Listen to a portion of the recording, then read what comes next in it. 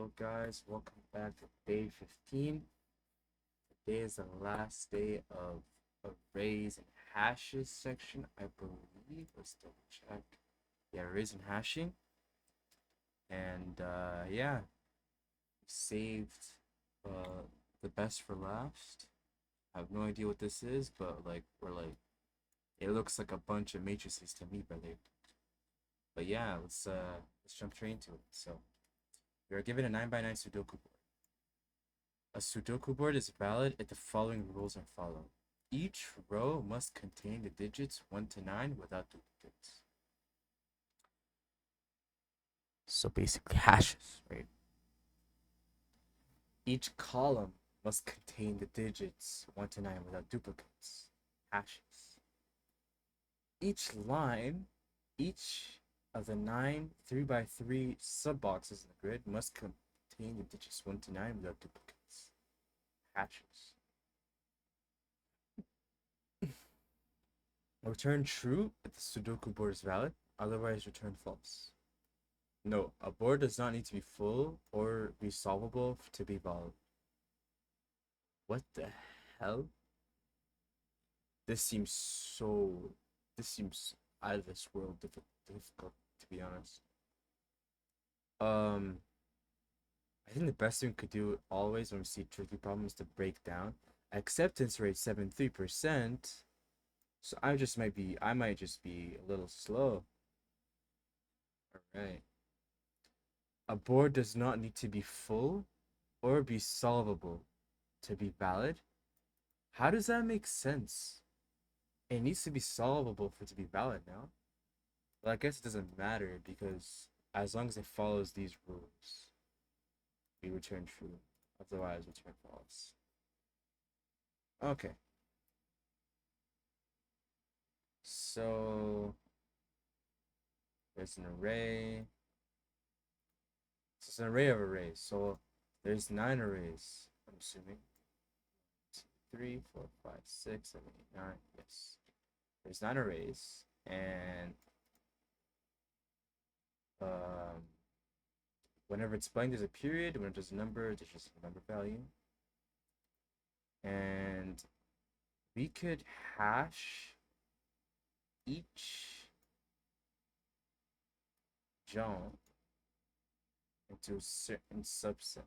I mean, a hash. We could think of this as one group, or like, sorry. I do have light shot. I do not have light shot installed.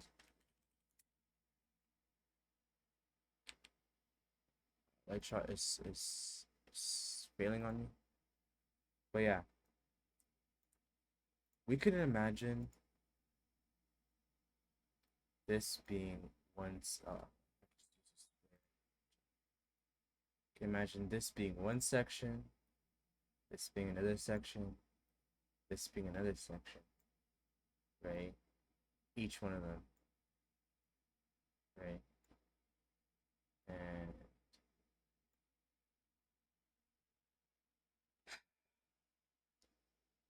we need to make sure that each column throughout the list doesn't have any duplicates. We need to make sure that each array in this case doesn't have any duplicates throughout. And we need to check if this jump has any duplicates. That's a lot of if-else statements. Thankfully, there is no wait. Board IJ is a 1 to 9 or a dot. Yeah, it makes sense. Let's open up trusty Visual Studio Code. Let's remove that traumatic experience. Right, so okay.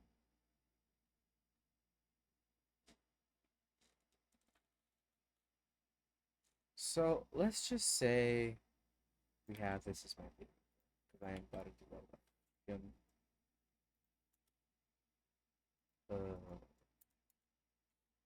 me just write, let's say for example, board position 2, so the third row, position 1. So it's gonna go to the third row at position 1. So it's gonna be 9.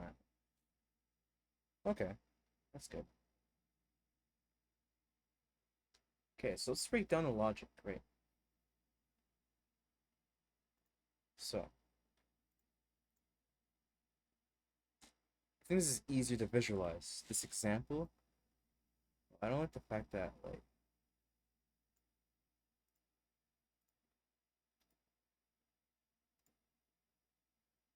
shouldn't matter, but like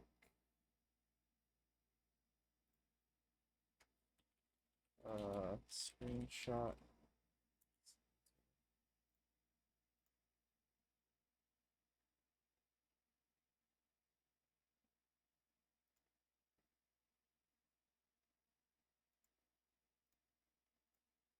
All right.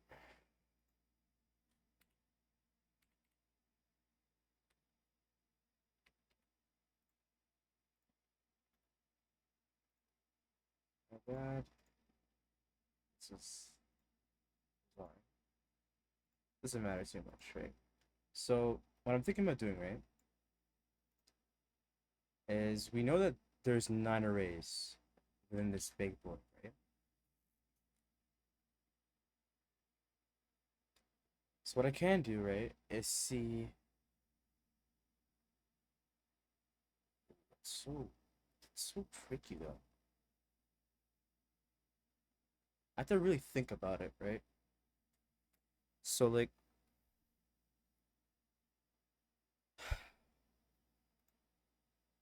so they gave us the rules, right? All right, so the rules are,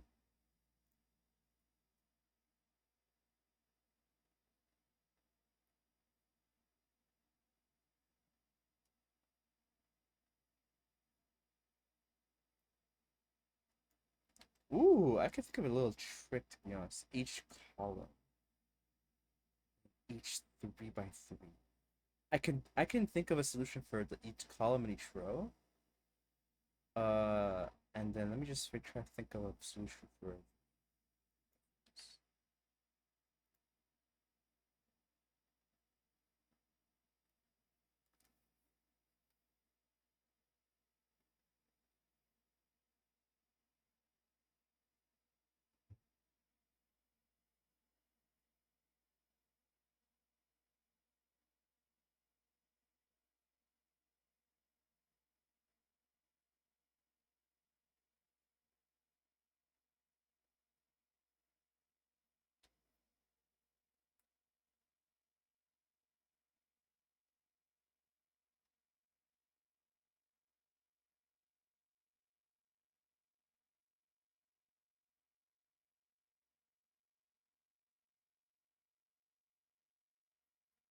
Okay, so I've thought of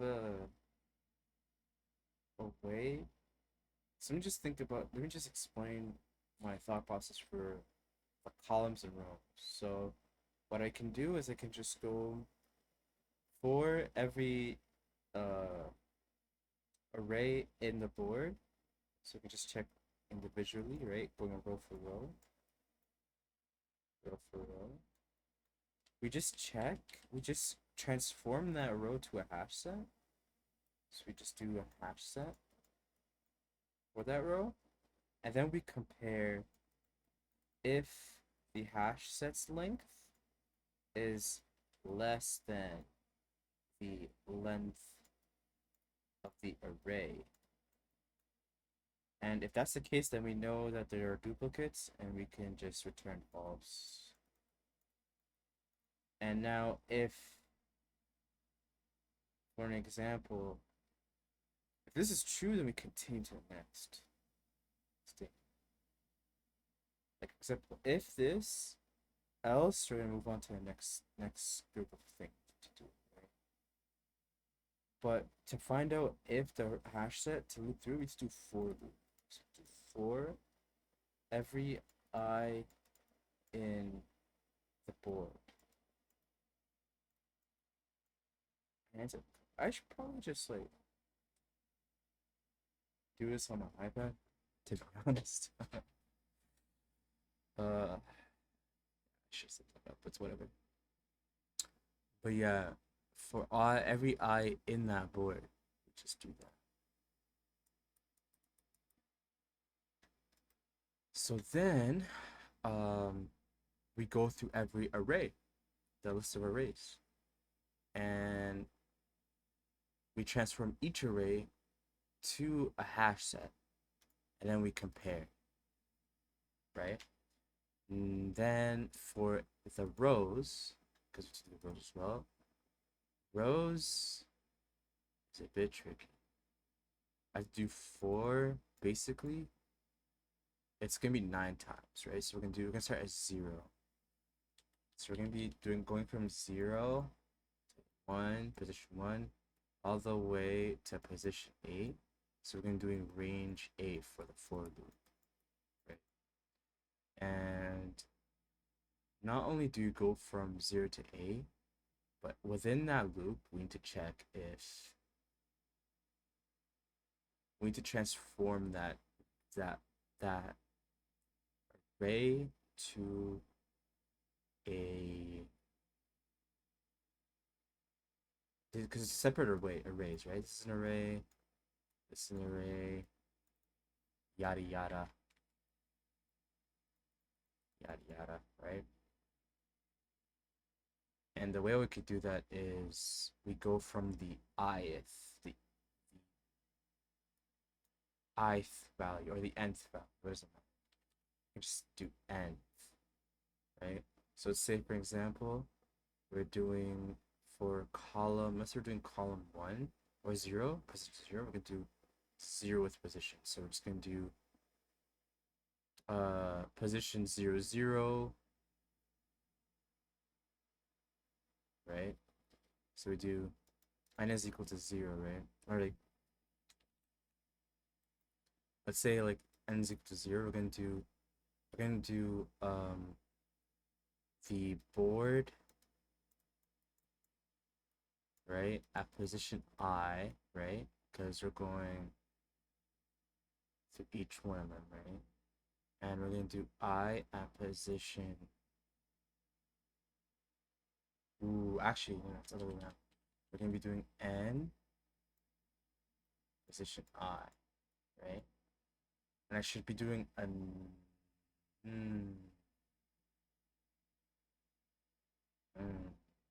this is a bit too late to think this too much, bro. I should have done this early today and thought about it with a clear mind. Oof. So we're going through the first position is the first bracket is the index of the array. So it's going to go to, let's say for example, this is the nth one. You'll be checking this one. This one wants to increase all the way down.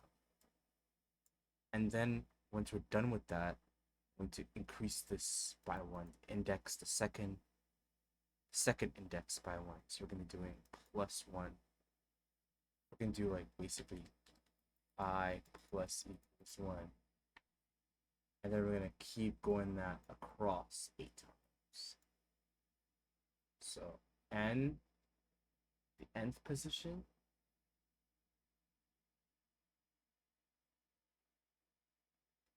I think we need to do double for loops. I will not lie. And I know it's like, I know that's n squared. Time complexity, big O n squared.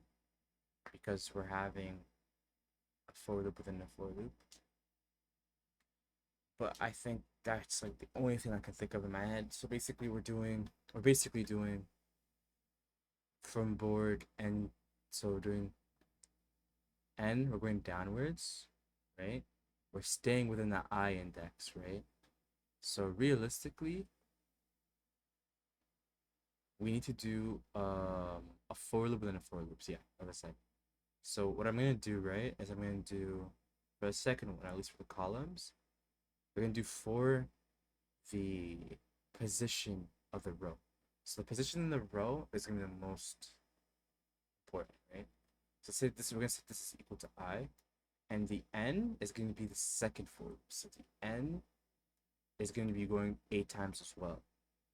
The only difference is, and then actually yeah, once you get each one of them, we're going to be doing within that for loop. We're going to do append. We're going to append that value into a list or to a hash set. Sorry, and each value to a hash set, hash set, hash set, to hash set, and type. And yeah, once you put each thing to a hash set, we're going to compare the hash set. If the hash set is less than 9, I don't even need to compare it to the length of the array. I just gotta see if it's the length of it is less than 9. Because if there's 9, then it means there's no duplicates. And if that's the case, if it's not the case, then we return false. That's all that we need to do. Then the trickiest manner, the actual brackets is what's left. So I'm you know what I'm saying? I feel like I'm pretty proud of that logic tree. I'm gonna just screenshot that for future references.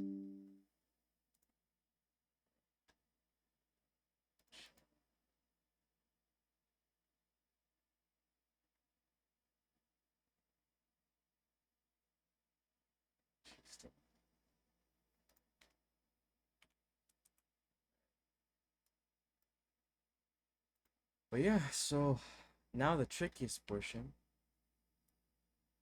is literally gonna be this thing. We're gonna be doing the same thing, a for loop within a for loop. The only difference is that in this case, the for loop is gonna go. It's gonna be we're gonna be looping it 3 times. 0, 1, 2, 0, 1, 2, 0, 1, 2.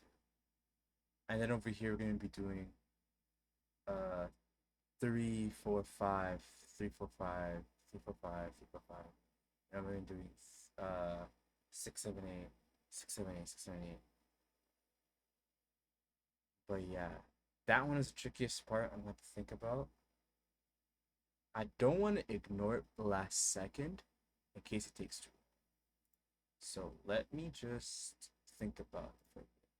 So we have a rectangle. So it's gonna be, and the goal is you want to find all the values within this certain boundary of a rectangle 3 by 3, and we want to put each value in a hash set. And if the hash set's length is less than 9 for any of these, then we're going to return false. If everything else works out, if anything else works out, then return true. But yeah, we're going to go through exactly that order.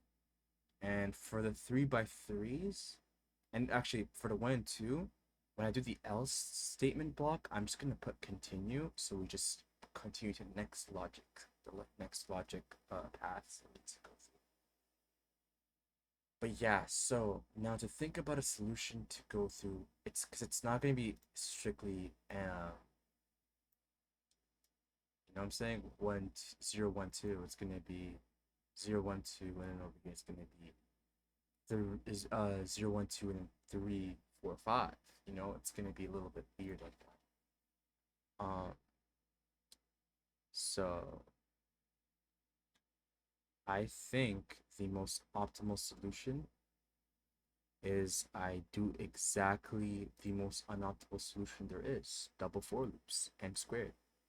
At this point, they didn't say we want you to have this efficiency marker like the other top K elements, whatever it's called. Not the top K one. It was the most consecutive sequence or whatever problem from NeetCode. Oh my god, that hurt my brain. Whatever. But yeah, let's okay, so we could do for loop, right?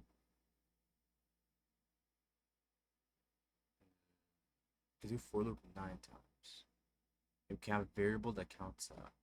We have a variable inside of it and we count up. So let's say, for example, we start the loop.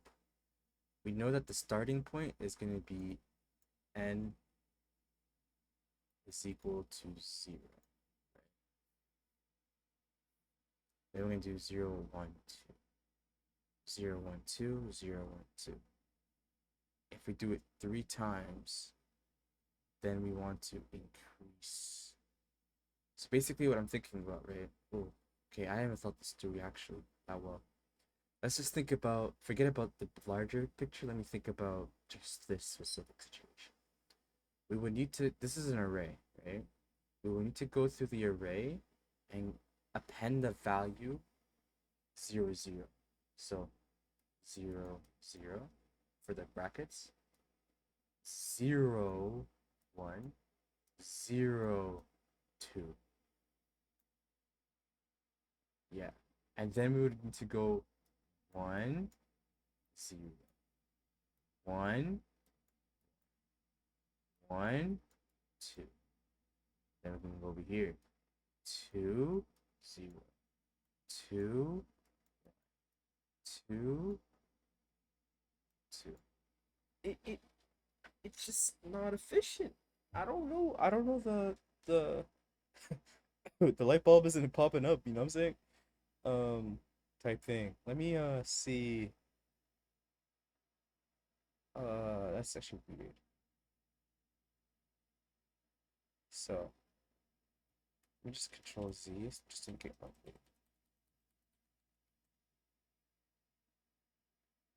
I wish you could just, can we just split lists? Let me Google that. And we split lists. Can we split lists into lists of lists? That sounds so weird. But hopefully this guy understood me. So I want to split a list of lists. The code is my list. Sam has an apple, 5, May 5. Amy has a pie, 6, March 3rd, April 3rd. For I in my list, oh, he wants to split that and turn them. Amy has a pie, 6, March 3rd, that type of, this kind of format. I use an inline loop to iterate through each one. So he puts the list bracket around. For item 0 dot split.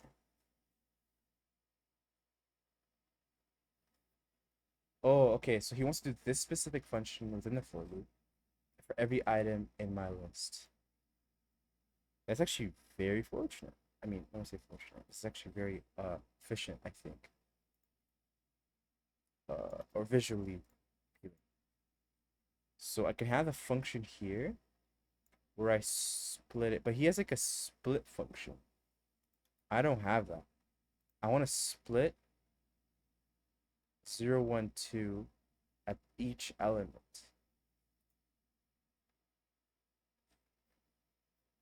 Yeah, I want to split it through like every 3 elements.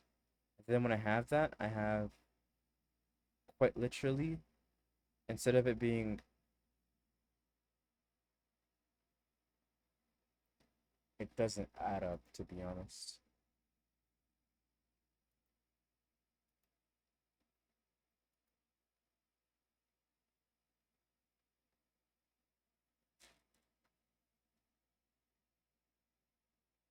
So 0 to 2, 0 to 2.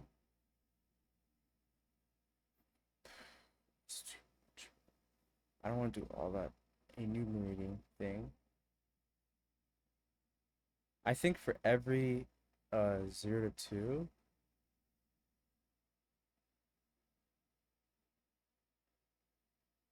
okay, so I need to loop something 3 times, essentially, to move it to the next one.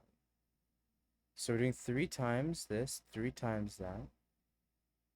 And we're adding each, and the operations that we're adding it we're adding to the hash set.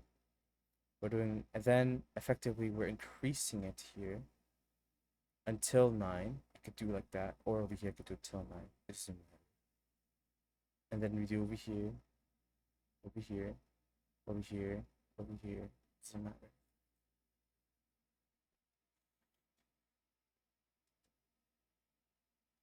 Yeah, bro. It's just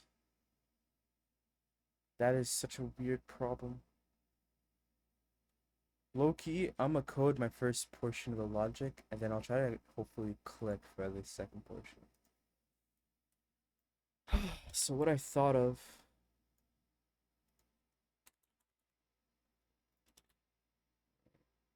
So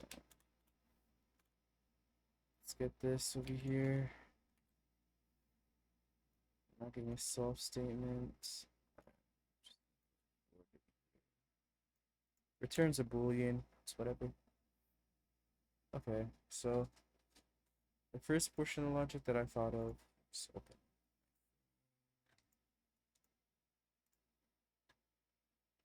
So basically, I had an if statement. I had a for loop and then an if statement for each one. So I'm going to do for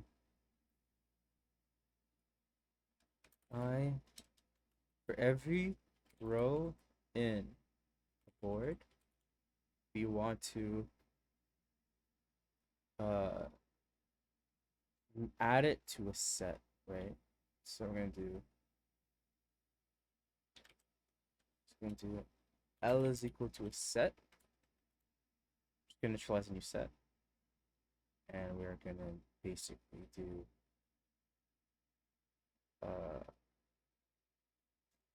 row dot add. So we're going to do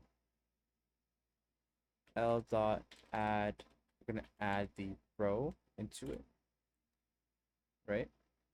And we're just going to say if the length of L is less than 9, right? Because we have 9 elements in it. I keep forgetting it's numbers.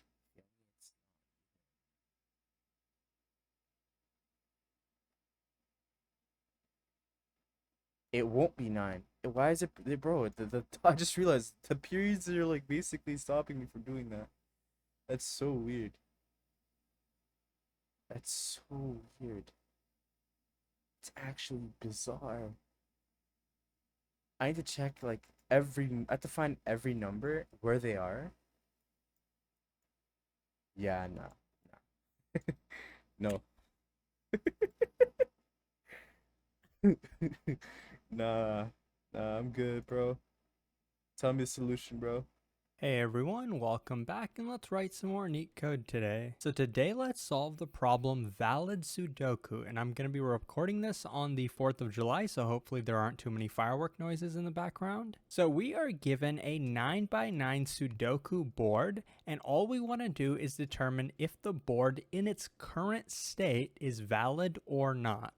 And they tell us only the filled in cells need to be validated according to the 3 rules of Sudoku. So basically, each row must only contain digits between 1 through 9 without repetition. The same is true for every single column in this board. It can only contain digits 1 through 9 without repetition. That means we can't have duplicates in any particular row or any particular column. And the third part, which is going to be the most tricky, is each 3x3 sub box. Basically, you can kind of see it in the drawing, right? This entire 9x9 grid is made up of 9 3x3 grids, right? There's one here, one here, one here, and basically 9 of them, as you can see. So basically for each of these 3x3 subgrids, we also want to check that it only contains digits 1 through 9 without repetition. Basically, without repetition, that means it has to contain every single digit from 1 through 9. Now, of course, the Sudoku board doesn't necessarily have to be filled in. You can see this 3x3 is not filled in, but in this case, we are going to say, okay, this one is valid because it only has a 6 and it doesn't have any duplicates, right? But we don't only have to check each 3x3 grid, we also have to check every single column and every single row. Now, before I get into the solution, let me just very quickly clarify what this problem wants from us. You might overcomplicate it and think something like this. What if we had a row such as this one? It has 1, 2, 3, 4, 5, 6, 7, 8. That must mean, even though this spot is empty, that must mean a 9 has to go here, right? That's pretty obvious. But take a look at this column. It has 2, 3, 4, 5, 6, 7, 8, 9. That must mean that the value that goes here has to be a 1. So we have a contradiction. We have to either put a 1 or a 9, but we know that both need to be in this position. So in this case, this is not a valid Sudoku board, right? Well, that's technically true, but for this problem, we are going to consider this board, yes, it's valid, because as of right now, based on what the cells are filled in, like what cells are filled in, there aren't any contradictions. We're not going to assume anything for any of these empty positions, even though we know for sure, yes, a 9 would have to go here based on this row. We're not going to assume that. Okay, I get it. But that's still difficult, bro. I can't lie. That's actually still hard. I get it though. So basically, I'm supposed to like not go through each iteration. Okay.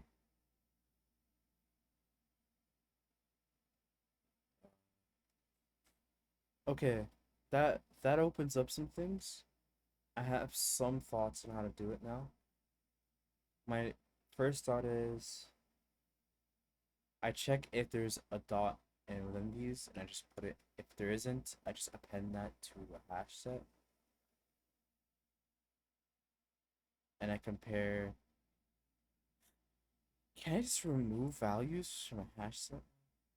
I mean, it remove it. Yeah, yeah.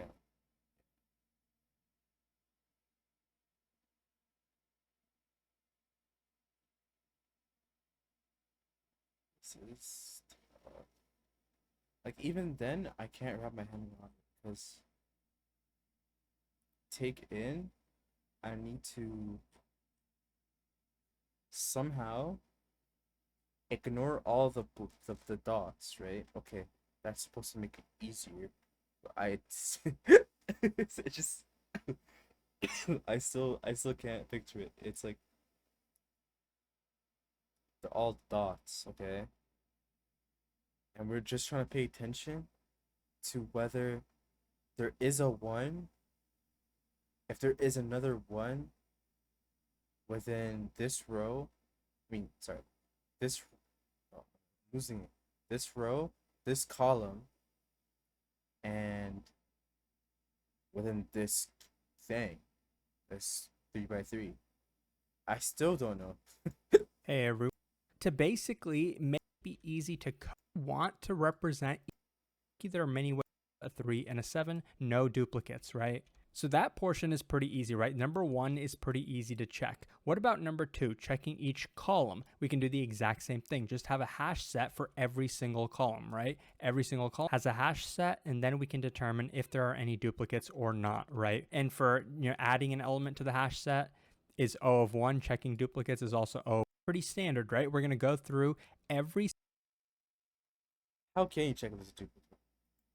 Single row and make sure every particular row does not have any duplicates. How could we do that? We could do that a bunch of different ways, but I'm going to do a hash set, right? So a hash set will be easy for us to detect if there are any duplicates. So we're going to have a unique hash set for every single row in the entire grid, right? So then we can easily determine if any particular row has any filled in duplicates, right? This row obviously doesn't. A 5, a 3, and a 7, no duplicates, right? So that portion is pretty easy, right? Number 1 is pretty easy to check. What about number 2, checking each column? We can do the exact same thing, just have a hash set for every single column, right? Every single column has a hash set, and then we can determine if there are any duplicates or not, right? And for adding an element to the hash set is O of 1, checking duplicates is also O of 1. So far we have a time complexity. If we're just checking the columns and the rows, we have a time complexity which is basically the size of the entire grid, which is 9 squared pretty much. Now the last part, in theory, should also be pretty easy, but coding it up is a little bit more tricky. There are many ways to do it. I'm going to show you the easiest way. we want to be able to tell, okay, for every 3 by 3 grid, which there are 9 of, does any of them have any duplicates? So again, we can use a hash set to represent each of these 3 by 3 grids. But the question is, how are we going to do it? How can it be easy to code something like that? And that's what I'm going to quickly explain to you right now. And after I do, we can jump into the code. The overall solution is yes, though, going to be O of n 9 squared. We're pretty much just going to have to iterate over the entire grid and nothing else. But we are going to have extra space, also O of 9 squared, because we're going to have 3 hash sets, which are going to be this exact size. I guess. Last question is, how are we going to do it? How can it be easy to code something like that? And that's what I'm going to quickly explain to you right now. And after I do, we can jump into the code. The overall solution is yes, though, going to be O of n 9 squared. We're pretty much just going to have to iterate over the entire grid and nothing else. But we are going to have extra space, also O of 9 squared, because we're going to have 3 hash sets, which are going to be this exact size. So roughly, this is the memory complexity as well. So we want to represent each of these 3 by 3 grids with a hash set. But how do we know if we're at any particular value, right? Like I have labeled the indices, right? This is going to represent what row, this is going to represent which column. How do we know if any particular value, such as 1, 1, happens to be in this 3 by 3 grid, whereas a different cell, such as 4, 4 happens to be in this 3 by 3 grid? How can we differentiate them? Notice how each of these 3 by 3 subsquares happens to be 3 by 3, right? So one way is to basically make it so that we can have an index, right? So maybe 0 represents this row of the 3 different squares, right? And a 1 represents this row of 3 squares, and a 2 represents a row of this, right? And similarly for the columns, right? A 0 over here represents this column, a 1 over here represents this column, and a 2 over here represents this column. Then if we had 2 indices, right? If we can somehow take 4, 4 and convert it to 1, 1, then we know it goes inside this subsquare, right? So basically we have 9 different subsquares. We're going to have indices to represent them, right? A 1, 1 means that this is the subsquare that we're talking about, right? This 1. And the way the math is going to work out is, since each of these is 3 by 3, we can just take the actual index, such as 4. Let's say we were given 4, 4, right? This is the square we're talking about. We can take 4, which is the row, divide it by 3, integer division, right? We're talking about integer division. 4 divided by 3 is going to give us a 1. Similarly, we do the same thing with the column, right? 4 divided by 3 is going to give us a 1, right? So if we take the actual coordinates... Smart, bro. How do you think about that? I get the 0, 1, 2, like you're making a 3 by 3 array. But you not only take the value and divide it by... You integer divide it, which rounds up downwards. What? 6 divided by 3 is 2. Rounded down, it's still 2. 7 divided by 6 is nowhere near 3, so it's still gonna be 2. 8. That's crazy. That is crazy.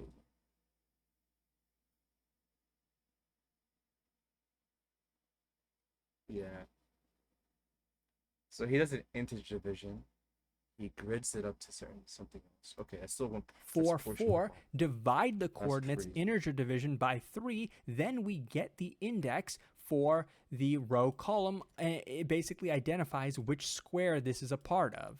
Now let's just check that the edge cases work out. Let's try 8, 8, right? This is the boundary. What happens if we take 8 divided by 3 and 8 divided by 3, right? Well, then we get 2, 2, right? Integer division, we always round down. 2, 2. That works out for us, right? Let's do a different edge case. Maybe we try this square, right, on the boundary. Does this identify 0, 0? Because that's what it should. Well, let's take the positions, the indices, 2, 2, divide them by 3, 2 divided by 3, 2 divided by 3. We round these down, so we get 0, 0. That does uniquely identify, or correctly identifies that it belongs to this 3 by 3 grid. So that's kind of how we're going to identify when we go through every position, every cell in the entire Sudoku board, which of the 3 by 3 grids is it a part of, and then we can add them to that, right? So we're going to have a hash set where the key of the hash set is going to be a pair of values,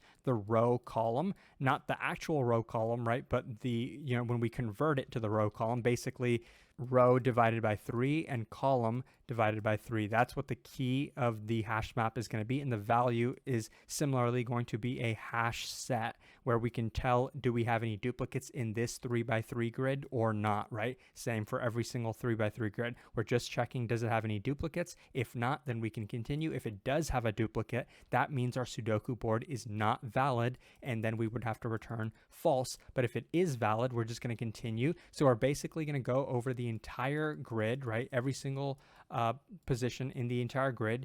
If we find any duplicates, we return false. If we don't, at the end, we can return true. So now we have enough information to actually write out the code. So let's do that. Okay, so now we can write the code. Like I mentioned, I'm going to be detecting duplicates with a hash set, but you could do it with arrays if you wanted to as well, because we know the dimensions of this Sudoku board. It's 9 by 9, but I'm going to be using a hash set or dictionary just because it's easier. So in this case, I'm actually using a hash map where the key is going to be the column number, and the value is going to be another set. Basically, the set is going to represent all particular values in this column, and we're going to do the same thing for rows. This is only so we can detect duplicates. So let's create another hash map with rows and another hash map with the squares. And remember, the key for the squares is going to be a pair of values, basically the row divided by 3 and the column divided by 3. So now we just want to iterate over the entire grid, and we know the dimensions are 9 by 9, so I'm just going to hard code that in to these loops. And so we know that a position in the Sudoku board actually could be empty, and they tell us that an empty position is represented by a dot. So the first thing we're going to check is if this is an empty space, then we can just skip it, right? Then we're just going to continue to the next iteration of the loop. The next thing we want to check is, have we found a duplicate? Because if we have, then we return false immediately. So we want to know, does this value, if it's not empty, has it already been detected? So if the board is in rows at this current row, what does this mean? We're saying, okay, the current row that we're in, basically this is our hash map, right? Rows is our hash map. The key we're putting in is the current row that we're in. So this basically represents a hash set, as you can see up above, a hash set of all values that occur in this particular row number. So basically, if this current number that we're at is already inside the current row, meaning we've already seen this value before in the current row that we're in, that means it's a duplicate, right? In which case we can return false. But that's not it. Basically, the exact same thing is going to be true if this value has already occurred in the same column before. So we're going to change this to columns at the current column that we're at. So if this value has already occurred in the current column that we're in, that means we've detected another duplicate, in which case we can return false. And last but not least, we have to check if this value has already occurred in the current square that we're in before. So how do we get the current square that we're in right now? Well, we know the key for that is going to be a pair of values, basically, as I wrote above, row divided by 3 and column divided by 3. So that tells us the current square that we're in, and this will return a set, as you can see up above, of all the values that we have seen in the current square before. And if this value that we're at right now is a duplicate, that means it's already going to be in this hash set, in which case we can also return false. So this is basically our way of validating that this current Sudoku board is valid. If we have any duplicates, that means it's not valid. We return false. If it is valid, we continue, and we basically update all 3 of our hash maps up above. So columns of the current column, we're going to add to it the current character that we just saw. And we're going to do the same thing with the current row that we're in. And we're going to do the exact same thing with the current square that we're in. Of course, this has a pair of values as the key. So this makes sure that our hash sets are updated, and we'll make sure to detect any duplicates.